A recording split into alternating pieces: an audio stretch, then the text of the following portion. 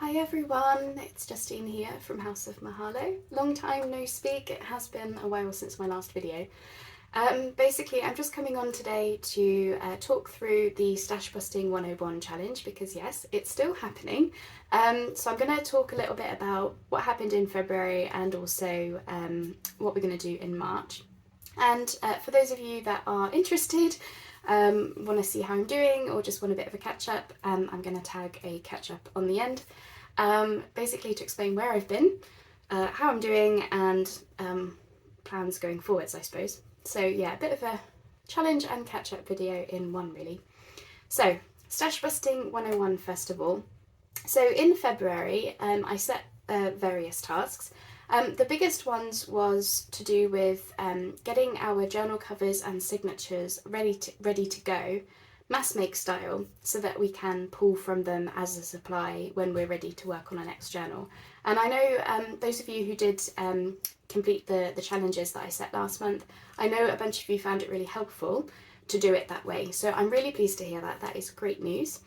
I haven't done the challenge myself and I'll explain why at the end of the video. Some of you already know, but yeah, I'm just going to have a little bit of a chat about why I did not succeed in February. But I will be catching up this month, so if any of you are like me who are behind before we've even really got going, then that's fine. I'm going to make sure that this month we've got a bit of time together to catch up together because yeah, same boat, always in that boat, but you know, I do my best. Okay, so this month we're going to get straight into the stash busting part of it now. So what we've been doing in the last couple of months is really just getting ourselves prepared for what we're going to do now. So, you know, it was about organising our craft rooms, getting our supplies in places that is easier for us to find and reach from, and just basically getting ourselves prepped, ready. So now we're going to start with the ephemera making, the best part. So I want to start with book pages because I know a lot of us have the same predicament. And this is book pages, whether they are text-based or illustrated. We're going to do both this month. We're going to just focus on that. I think it's best if we just split things down into categories of things. I think it will be easier for me to film, but also I think it will be easier for all of us to get into the flow of crafting. And the whole point of this is to really bust through our supplies, get them used, get enjoyment from them, and yeah, just well, make some fun things as well. Obviously, that's the most important one. That should come first. Okay, so the way that I'm going to do it is every Monday I'm going to share a task in the Facebook group, which will be to use book pages to make a certain type of thing. So week 1 will be tags, week 2 will be pockets, week 3 is embellishments, and week 4 I've said masterboards and other extras. So masterboards is obviously one big one that we can use our book pages for, but I also want to find some like other fun things that don't really fit into the previous categories if I can, and whatever I can find I'm going to share them in the Facebook group. So every week I'm going to pop up on a Monday with task is tags, and here are some blog post videos from myself and other people that will help you to do it. Now, as for the YouTube side of things, and for those of you who want to, you know, see me take part in the challenge, I am going to try and do videos every Friday, which will be me doing something for the challenge. So if you, it might be an idea I've shared on the Monday already and I just want to try it out myself, maybe, or it might be a new idea. So I'm hoping that will just give us a bit of flavour. And for those of you who like to, you know, wait until I've done a video on it, this might be a good way for us to do it. And for those of you who are not that bothered what I'm doing, you don't have to wait for me. So that's how I'm going to do it. So if you're not in the Facebook group, then please do join, and all of the information will be there each week. If you don't want to join the Facebook group, that's fine too. Every Friday I'll be trying to do a video, so you can still take part whether you're in the Facebook group or not, because yeah, we've all got supplies, we're all wanting to bust through some stuff, so you know, we can do it wherever we want to do it really. And bonus task for March, one that I need, is catch up on February. So like I said, if you're like me and you're a bit behind, we're going to take some time together to, I'm going to show you how I'm going to approach February's tasks, which was the plan all along, and hopefully you'll get some inspiration from that as well. So there we go. Sorry I'm flapping about with my hair. It's doing some really weird hinky things with the, you know, we've got like the radiators on and stuff, so it keeps doing this really like staticky thing, and it's annoying me because I can feel it just tickling the side of me. So yeah, that was everything to do with stash busting. So yes, where have I been? What have I been doing? Why have I not been here? Well, the long story is there's several reasons I've not been here. The first and foremost, I was in Belgium at the beginning of February, so I already knew that I was going to be starting off February a little bit, you know, all like this, not really with it, because whenever I go away travelling, it always kind of throws me off for a bit. And I was spending a full week in Belgium. My trip was lovely, thank you very much. I really enjoyed it. I was there by myself, but I still enjoyed it. Obviously, I prefer my husband to be with me, but you know, when he can't come, then obviously I still have to do these things myself. Yeah, really beautiful cities. I saw a whole bunch of different cities in those days, and yeah, I was glad that I did it. The downside, and some of you know this already, I damaged my leg in Belgium. Basically, it's something to do with the tendon, and we're not 100% sure yet what it is. It's not snapped, so that is a plus, because that would have required surgery, and that would have been even more painful than it currently is. But basically, a lot of walking in flat shoes, I think, possibly didn't help, probably didn't help. And so yeah, it's quite painful, and I'm still struggling a little bit with walking. You know, I'm taking my dog out when I can. I'm just kind of hobbling around a little bit more than I would normally want to be. And yeah, basically I was on strict orders to rest. I had to have my leg 45 degrees in the air. I had to have like ice packs on it and all of that sort of stuff. And I was on a lot of painkillers. So I was very dopey for a good week after my holiday, where I just kept sleeping. So I kind of just threw February out of the window, and I just thought, you know what, this month is not happening for me the way that I want it to. So I just couldn't be here to do the videos, because yeah, I would have just been a blathering mess, I think. And on top of that, I have to be careful with how long I sit in this chair for. So yeah, just I will be quite slow to get back into things. I'm going to take it easy. I'm going to do what I don't do best, which is to rest and just take it easy, take it slow. But I am hoping to be here, obviously, you know, at least once a week, just to say hi and do something, because my goodness me, I've missed it. I've missed you, I've missed these videos, I've missed crafting, I've missed this room. I've missed it all. So yeah, I'm looking forward to getting back into it. But I'm just reminding myself, take it easy, build it up, and then, you know, go forward from there. So that is sort of part of where I've been, really. When things like this happen, it kind of, do you ever feel like you're on this hamster wheel sometimes, where you're just, especially with work, you're just kind of just running around on a hamster wheel all the time, and things like this kind of put a spoke in the hamster wheel, and they kind of throw you off of it. When that kind of thing happens, it makes you almost take a step back and think, was what I was doing working for me? Is it the best way to be doing things? And it kind of makes you just rethink, because the last thing that I want to be doing is suddenly disappearing for weeks at a time if I get ill or if something happens. So going forwards, I'm going to be concentrating on doing some stuff to, you know, get on top of that, fix things up a bit with my processes and my business, so that it means I won't just suddenly be, you know, over and out a few weeks at a time, because I don't want that. It's not fun, and it's not fun for you, it's not fun for me.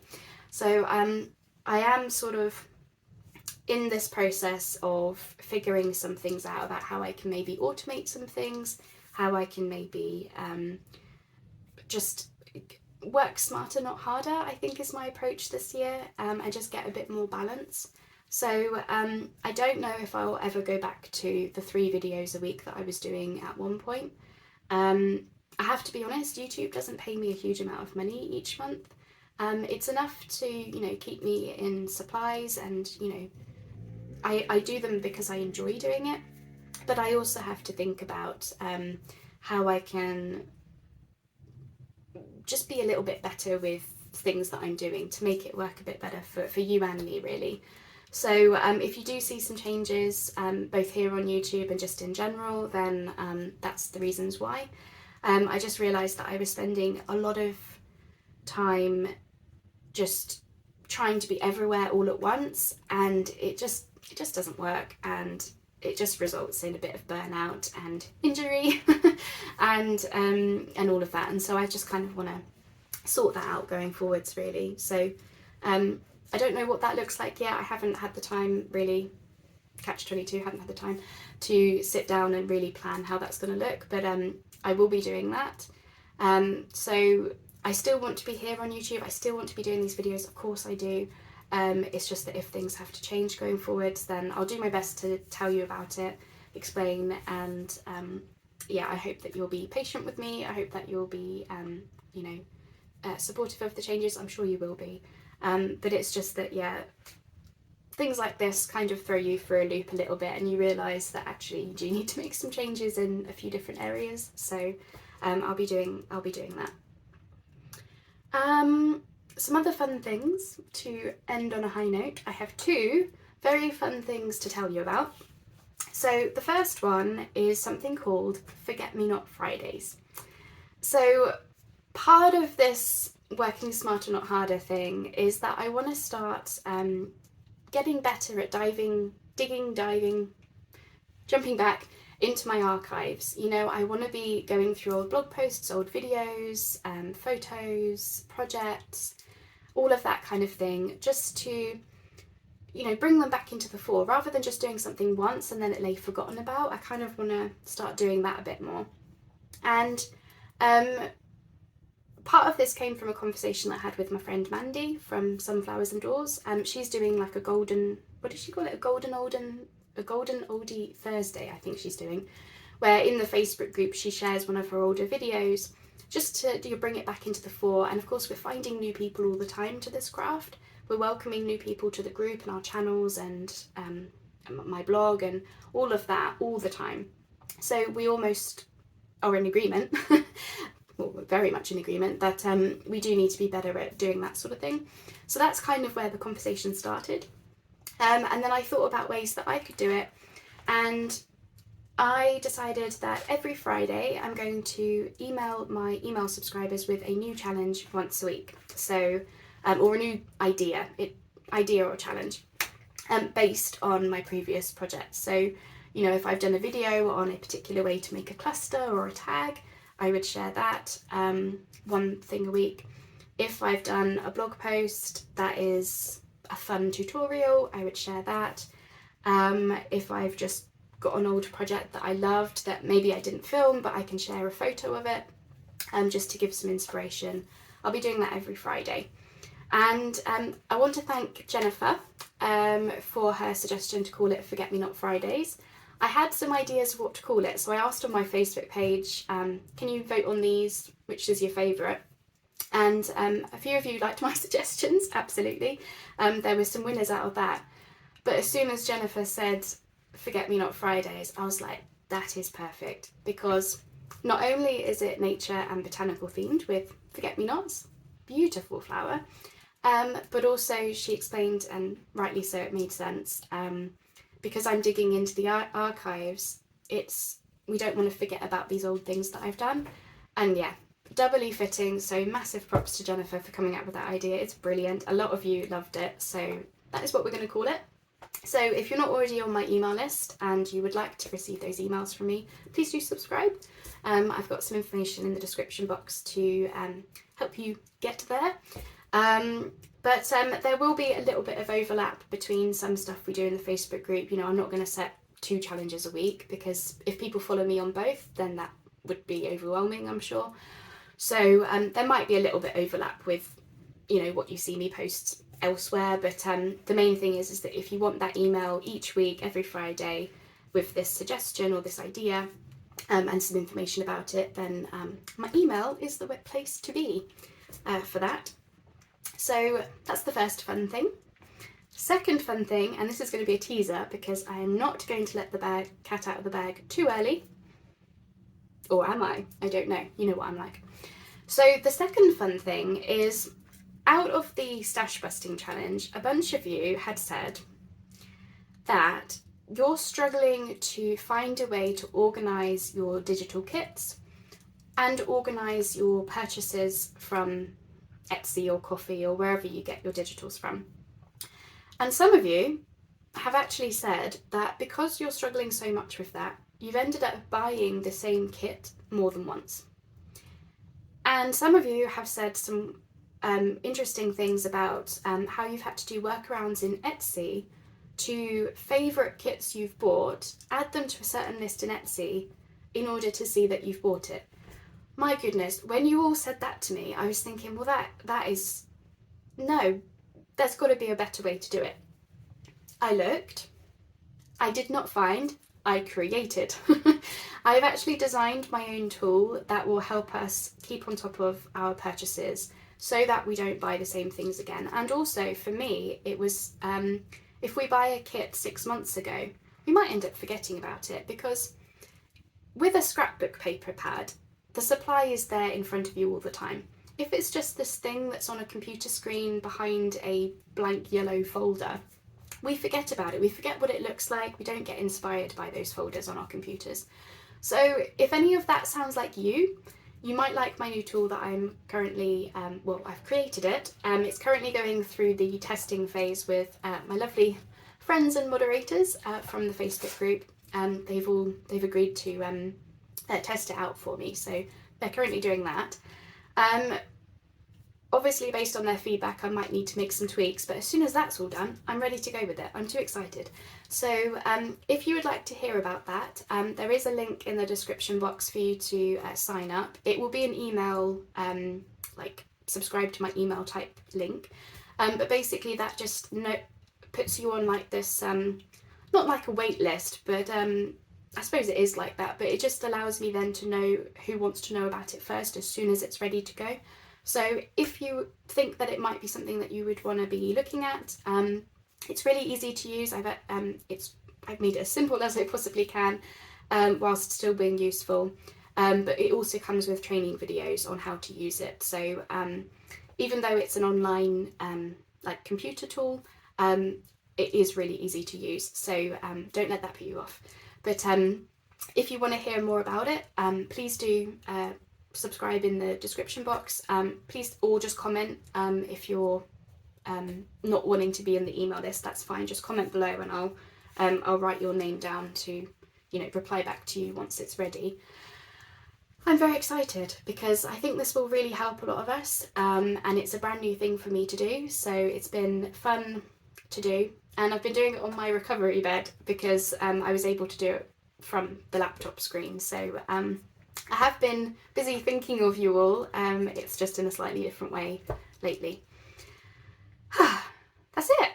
That is my catch up for this month. That is the Stash Busting catch up. That is the Forget Me Not Fridays and this new thing, teaser.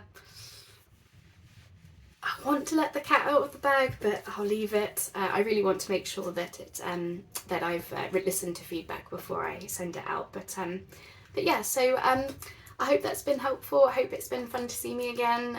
It's been fun for me to just jabber on again. I've missed it. I've missed talking. I've missed being here. So thanks for waiting out for me, and thanks for your patience. And I look forward to March being better than February, at least for me. Hopefully your months will just be good no matter what. But yeah, certainly for me, March is going to be much better. So thank you all so much. I will speak very soon, and that's it. Speak soon for now. Bye bye.